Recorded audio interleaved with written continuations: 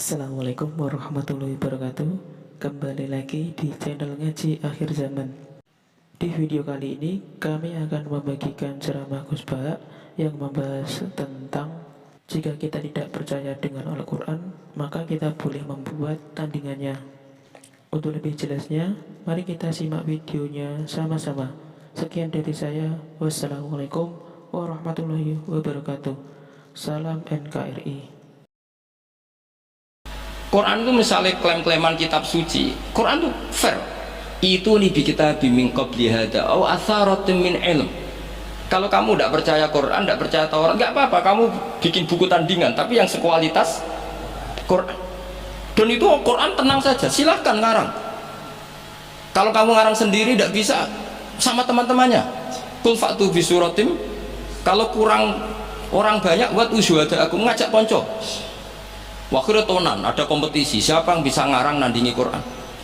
Itu orang Quraisy nyerah semua. Akhirnya ada orang agak sableng gitu bilang mampu, namanya Musailamah. Nama bagi gini macamnya Musailimah. Kalau ngaji bolak balik orang semua Musailamah, ada macam Musailimah gara-gara raro akten nih gitu. Jadi roto-roto itu macamnya apa, Musailamah atau Musailimah trennya apa? Oh, Musailamah. Itu akhirnya ngarang ketika dengar wadzariyati dzarwa fal hamilati wikra fal jariyati israfal muqassimati amro, karena dengar itu kan pikirannya sama-sama diakhiri ta, terus pokoknya pikirannya gitu. Padahal wadzariyati dzarwa itu zarrah itu kekuatan yang dahsyat, disaingi wazariati zar'a fal hasidati hasda, terus fal khabizati khubza fal lakimati lukma. Jadi terus sampai yang pesen itu iki apa-apaan. Jadi mau wal zariati zar'a, demi perempuan-perempuan yang menanam padi. Bukan bar ditanam ya wal hasidati hasda, demi perempuan-perempuan yang memanen. Berarti panen wal khabizati khubza, kemudian jadi roti. Terus fal lakimatin kemudian diuntal. Sampai sing pesen ku protes. Iki apa-apaan. Lah ya kul hada ila majnun. Sampai sing pesennya kecewa, sing order kecewa. Wah ora kasil nek gumuknya ini Quran ora kasil. Iku apa-apaan niku? Wong perapatan nak iso kira-kira gitu. Jadi makanya Quran itu ya santai saja, enggak apa-apa. Kalau kamu tidak percaya Quran, kul fa'tu bi asyri suwarin mislihi muftariyat. Kalau asar enggak bisa surah saja, enggak, kalau 10 surat enggak bisa, satu saja. Dan Quran fair sampai wa tu manisata'atu min dunillah. Enggak apa-apa kamu minta bantuan. Sehingga ketika dikarang nyanyi alam nasroh adib umatib nyanyi parah. Kalau apal orang krono, kalau pecinta saya lama karena saya peneliti. Nyanyi alam taroh itu begini. Alfilu malfil wa ma adroka malfil lahu khurtumun tawil wa dailuhu qasir. Kamu tahu apa itu gajah itu apa? Gajah itu hewan yang khurtumun tawil, punya apa? Belalai yang panjang, tapi lahu dailun qasir, tapi apa itu ekornya pendek. Yang pesen saja kecewa. Lha iku cah cilik ya roh nak gajah. Kok ora mbok sifati pisan nak iduk kowe matek. Bandingkan dengan Quran, alam taro kaifa fa'ala rabbuka, itu mengandung sejarah. Saya cerita sedikit tentang Ashabul Fil biar kamu tahu kualitas kalimat alam taro, kata alam taro. Abraha itu ahli ekonomi. Ketika ada kafilah besar-besaran datang ke haji, ditanya itu mau kemana, mereka haji ke Ka'bah. Dia pikirannya berarti Ka'bah itu aset ekonomi karena bisa mendatangkan wisatawan. Mulane kena anggap Ka'bah itu aset ya rontok-rontok. Rengokno iki. Akhirnya dekne gawe saingan Ka'bah. Tenggene Kules teng Son'a lah. Singkat cerita Ka'bah tandingan iki digawe min zahabin wa fiddatin wa rukhamin, pokoknya dari batu-batu mulia, karena untuk menandingi Ka'bah sing terima watu ireng kotak. Sono wong Quraisy gak terima diisingi. Jadi kadang wong ngawur ya penting. Diisingi mergo betuwa sing suci disaingi Ka'bah bal-bal. Jadi sekunane kuno wong apik dibajak, barang apik napa? Dibajak. Ngene kan nek dadi wong top dibajak wis kudu rada rido sithik-sithik pancene ngono. Sunahe ngono, sekunane kuno. Wareng diisingi gak terima terus dia bersumpah akan merobohkan Ka'bah. Niki terakhir pun sama rasa khawatir. Niki kan pun jam 10. Niki tesih wonten waktu 10 menit. Setelah itu terus minta fil terbesar dikirimi sama Raja Najasyi. Dikirimi gajah, walhasil masuk. Ketika mau masuk di Muhassir, ada yang baca Muhassar. Itu Abra ini fil ini nggak mau masuk. Ketika diarahkan ke Ka'bah itu barokah itu jerum. Kalau dialihkan dari Ka'bah dia lari. Singkat cerita dia mengumumkan bahwa dia datang tidak untuk perang tapi untuk apa? Merobohkan apa? Ka'bah. Tapi mulai dulu di mana-mana invasi itu pasti harus dapat uang, dapat jarahan. Nah yang dijarah itu diantaranya untanya Abdul Muttalib. Ini rumah no. Enggak terus ketok kualitas alam ta'aruf dibanding alfilu malfil wa ma'adroka malfil. Ketika sudah dijarah terus si Abraham orangnya baik, sosialnya baik, tapi kafir, tapi sosialnya bagus. Dia tanya, man sayyidu hadal wadi, orang tertua di sini siapa? Abdul Muttalib. Sayyiduna Abdul Muttalib. Makanya lagi-lagi Nabi itu harus turunannya orang-orang baik. Muhammad bin Abdullah bin Muttalib itu selain orang baik itu sudah orang tokoh. Nah, ontanya Abdul Muttalib jumlahnya 100 itu diantara yang disita, yang dijadikan ghanimah oleh Abraha selain onta-onta yang lain.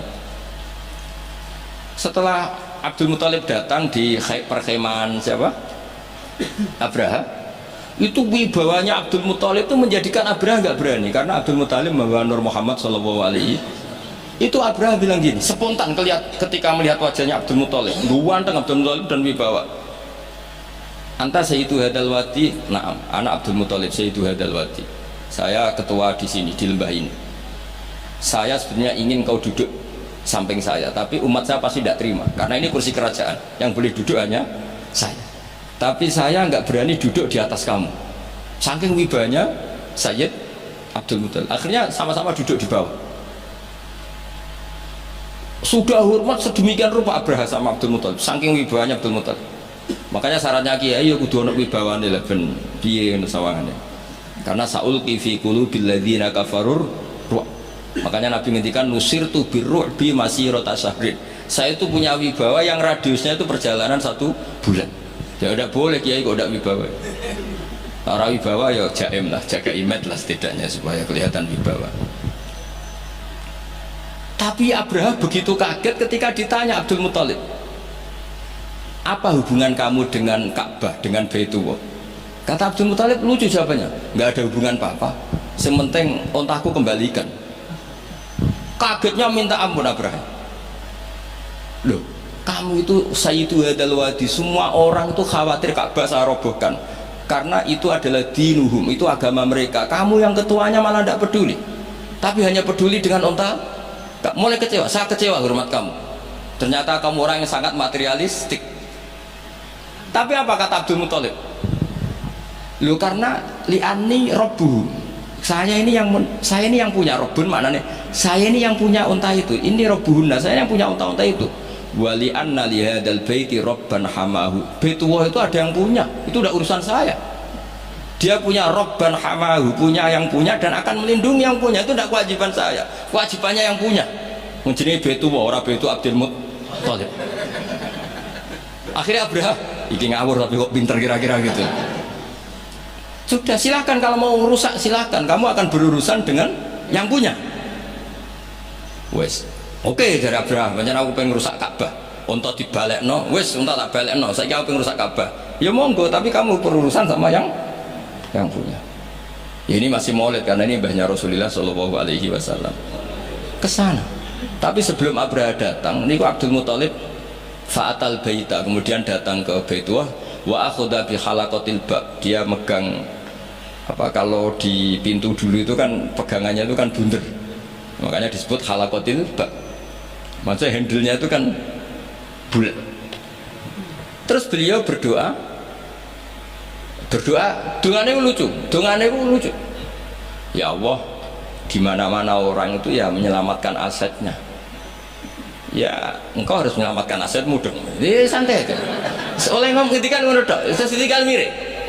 Nah, ditinggal mire itu Abdul Muttalib bikin kepengumuman ke semua orang Quraisy, ayo ke atas gunung dan kita melihat apa yang dilakukan Tuhan kita terhadap orang yang merusak Ka'bah. Terus mereka di gunung semua, ketika Abraham mau naik, mau merusak, terus ada burung ababil. Makanya judulnya Alam Taro. Kayak apa kualitas Quran itu?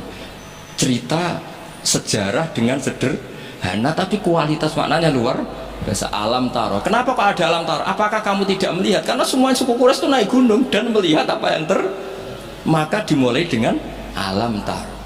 Dan mereka melihat kaifa fa'ala rabbuka bi ashabil fil.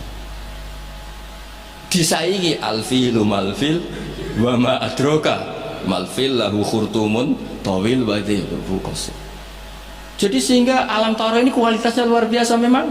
Karena mereka berkata, ayo kita lihat apa yang akan dilakukan Tuhan terhadap orang yang mau merusak Ka'bah. Makanya disebut Alam Taro kaifa fa'ala rabbuka bi ashabil. Jadi kualitas Quran itu luar biasa.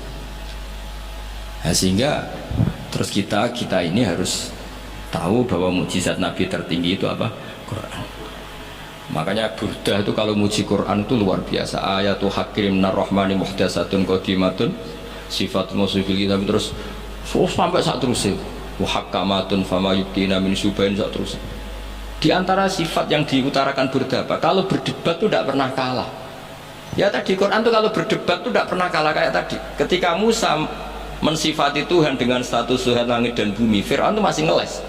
Jadi ketika dikatakan yang nuhani nenek moyangmu, mafhumnya apa? Fir'aun tidak Tuhan karena punya nenek moyang. Kalau Fir'aun Tuhan berarti nenek moyangnya tanpa Tuhan.